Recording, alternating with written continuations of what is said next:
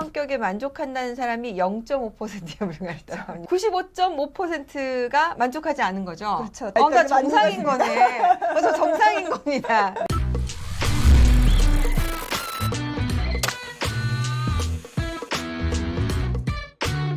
안녕하세요. 양소영 변호사의 상담소 양담소에 오신 걸 환영합니다. 오늘은 김선영 변호사와 함께 상담하겠습니다. 변호사 안녕하세요. 네, 안녕하세요. 네, 오늘 어떤 사연입니까?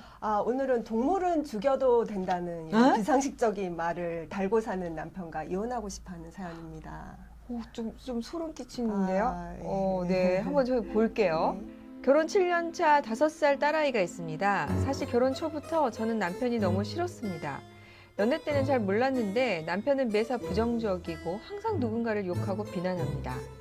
뉴스에서 누군가가 나서서 사람을 구했다는 훈훈한 뉴스를 보면서도 정신병자네. 무슨 정이 가면 사람을 구해?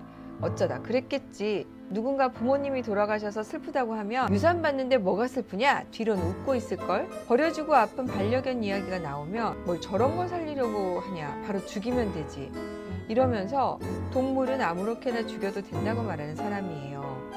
심지어 화려하게 꾸미고 다니는 제 친구를 보고 난 후에 술집 여자 같다 이런 막말을 하고 아직 취업을 못한 제 동생에 대해서도 살이 쪄서 취업이 안 된다 이렇게 상처되고 기분 나쁠 소리만 골라서 합니다. 남편의 이런 비상식적이고 비뚤어진 사고방식 전 너무 싫어요. 친정엄마에게 남편의 이런 말과 태도들이 싫어서 이혼하고 싶다고 하면 뭐 이런 이유로 이혼을 생각하느냐, 엄마는 그냥 하는 소리라고 하는데요. 매일 남편의 이런 비상식적인 말들을 들으려니 참을 수가 없어요. 남편은 퇴근하고 바로 집에 들어오는 성실한 사람입니다. 이런 이유로 이혼 사유가 안 되는 건가요? 이런 걸 참고 사는 게 결혼 생활일까요? 좀 진짜 힘든 사연인데요. 성격 차이인지 성격 장애인지 조금 애매하긴 한데요. 네. 예, 여기 이제 보시면 사람마다 이제 생각이 다를 수 있기는 한데 다를 수 있긴 하죠. 동물을 함부로 죽여도 된다 이런 것을 이제 인류 보편의 생명의 존중의 정신에 반하고 그리고 사연자 친구에 대해서 술집 여자 같다는 말은 이제 친구가 들으면 명예훼손적인 발언이 될 수도 있고요. 그리고 여동생이 취업을 못하는 이유에 대해서도 이제 함부로 이야기하는 거는 이제 그 사연자 입장에서는 여동생뿐만 아니라 본인도 이제 존중하지 않는 것처럼 느껴질 수도 있을 것 같습니다. 또 사연에서 보면은 사연자분이 지금 이분하고 7년을 살았어요. 네. 이 두 사람의 부부 갈등, 네. 성격 차이다 이렇게 볼 수 있을까요? 예, 그렇죠. 성격 차이. 보통 이제 배우자 간에 이제 대화가 잘 안 통하거나 이제 사고방식의 차이가 있는 경우에 이제 뭐 너무 안 맞아서 로또를 품고 산다. 뭐 이렇게 이렇게 얘기를 하기도 하는데 이렇게 가치관이 안 맞는 거를 이제 결국에는 성격 차이라고 하는데요. 이제 최근 통계청이 이제 2023년 9월 기준으로 발표한 바에 따르면 연간 혼인 건수가 약 19만 건 있는데 월간 이혼 건수가 약 7,500건, 그리고 연간으로 하면 8만 건에 달하는데 그 이혼 사유 중 부동의 1위가 성격 차이라고 합니다. 그리고 두 번째가 경제 문제, 그리고 3위가 이제 배우자의 부정행위라고 하는데요. 사실은 이제 민법 제840조 이혼 사유에는 사실은 성격 차이는 규정을 하고 있지 않고요. 그래서 이제 성격 차이 자체가 이혼 사유가 된다기보다는 이제 그로 인한 언행이 어떻게 발현되는지 그리고 어느 정도 갈등이 심화되는지에 따라서 이제 뭐 배우자에 대한 부정행위가 있었을 때 악의로 일방을 유기한 때 또는 뭐 부당한 대우가 있을 때 그리고 마지막에 이제 기타 혼인을 계속하기 어려운 사유 이렇게 기결이 될 때 이혼 사유가 될 수 있다고 할 수 있을 것 같은데요. 그래서 예를 좀 들어드리면 가치관으로 인한 이제 언행이 상대방에게 모욕적인 반복적으로 발현되는 경우 그리고 가부장적 태도로 일방적인 희생을 강요하거나 그리고 성격 차이가 성격차라고 하는 말처럼 이제 부부 생활과 관련한 성향을 이제 일방에게 강요하는 것이 이제 부당한 대우가 될 수도 있고요. 성격차. 네, 성격차. 뭐 그런 말도 있기도 합니다. 그리고 이제 불화가 생겼음에도 불구하고 이제 그런 갈등이 반복되었음에도 불구하고 그 갈등 해소를 위한 노력을 하지 않아서 이제 결혼 생활을 강요하는 것이 제3자가 보기에도 이제 가혹할 때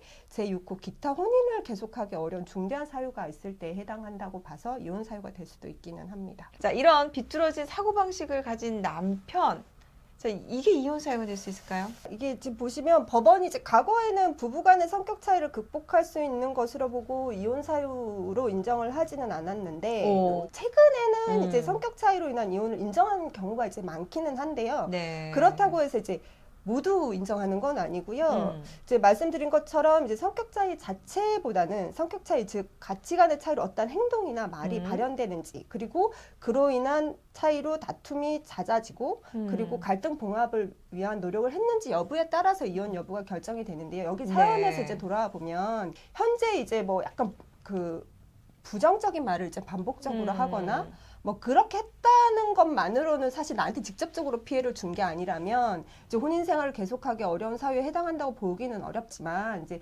사연 내용에서 좀 더 나아가서 이제 습관적으로 이제 뭐 친족 가족들에 대해서 이제 반복적으로 이제 비하를 하거나 그리고 관계를 심지어 단절하거나 그로 인한 또 그런 발언에 대해서 그 차이로 인한 그 갈등이 격화돼서 부부싸움이 발생을 하더라도 남편이 자신의 입장만이 옳다는 뭐 등으로 이제 오히려 사연자를 반복적으로 비난하는 등으로 이제 정도가 심각해지면 경우에 따라서 성격 차이로 이혼 사유가 될 수도 있어 보입니다. 네. 근데 결국 이런 거죠. 그러니까 성격이 다른 두 부부가 사는데 네. 나는 당신이 하는 그런 말로 인해서 상처를 받는다. 네. 그리고 내 부모나 내 가족에게 네. 그런 말을 안 했으면 좋겠다. 네, 그렇죠. 라고 하면 최소한 자기가 그런 생각을 하더라도 그것을 입에 뱉어서는 안 되고 네. 그다음에 그 사람이 그로 인해서 상처를 받았다면 사과를 해야 되는 거잖아요. 근데 그걸 하지 않아서 갈등이 반복이 된다면 이게 이제 이혼 사유가 되는 거죠. 그리고 가족들에 대해서 부당한 대우가 되는 거고 이제 6호에 더 이상 혼인을 네. 유지할 수 없는 중대한 네. 사유가 될 수 네. 있지 않을까 생각이 듭니다. 특히 이제 그 아이들을 키우는 입장에서 아빠가 뭐 동물을 죽이면 되지 하냐 그렇죠. 이런 얘기를 하는 사람이면 어떻게 아이들이 제대로 자랄 수가 있겠어요. 그렇죠. 자, 이런 부분은 정말 심각하게 조금 교정이 좀 필요한 부분이 아닌가 생각이 드는데 마지막으로 좀 정리를 하면 이 사연은 이로 인해서 갈등이 계속되고 또 남편이 뭐 부인과의 관계에서 부인이 상처를 받거나 가족들이 상처받는데 이에 대해서 전혀 바꾸려는 노력이 없다면 이혼 사유가 될 수 있다. 이제 이렇게 정리는 되는데 어떻게 사연 속의 부부를 위해서 우리 김 변호사님이 조언해 주실 수 있는 내용이 있을까요? 예, 제가 어디서 본 것 같은데요. 이제 부부 네. 생활을 잘 하기 위해서는 방금도 말씀하셨지만 상대방이 원하는 것을 하는 것보다 상대방이 싫어하는 것을 하지 않는 것이 더 중요하다고 합니다. 예. 그래서 사연자의 남편의 경우 이제 이러한 이제 노력이 좀 부족해 보이는데요. 그래서 지금 방금 말씀하신 것처럼 사연자도 이제 뭐 다소 말을 함부로 하는 외에는 이제 퇴근도 일찍 하고 뭐 친구가 없는지는 모르겠지만 직장 생활도 이제 열심히 하는 사람이라고 이제 그 장점을 얘기를 하셨는데요. 사실 이런 친구 없어요. 이런 말 하는 사람들. 그래서 좀 안타깝긴 한데 그래서 이제 사연자도 그냥 이제 속으로만 생각하거나 친정 어머니한테만 이제 화를 낼 게 아니라 남편과 이제 대화를 통해서 자신이 느끼는 불편한 감정에 대해서 이제 전달을 하고 그 해소를 위한 시도를 좀 더 적극적으로 해보시는 것이 어떨까 싶습니다. 우리 김선영 변호사님이 뭘 하나 찾아주셨는데요. 심리학자 포샤 다이렌포스라는 사람이 호주, 영국, 독일 등에서 2만 쌍이 넘는 부부에 대해서 이렇게 조사를 하셨대요. 그랬는데 배우자 성격에 만족한다는 사람이 0.5%에 불과했다고 합니다. 그러니까 95.5%가 만족하지 않은 거죠. 그렇죠. 달라서 좋아했던 그러니까 정상인 거네. 그래서 정상인 겁니다. 네. 그러니까 모든 부부는 갈등이 있을 수밖에 없고 다 성격 차이가 납니다. 여러분들 요새 MBTI 유행이잖아요. 다 틀려요.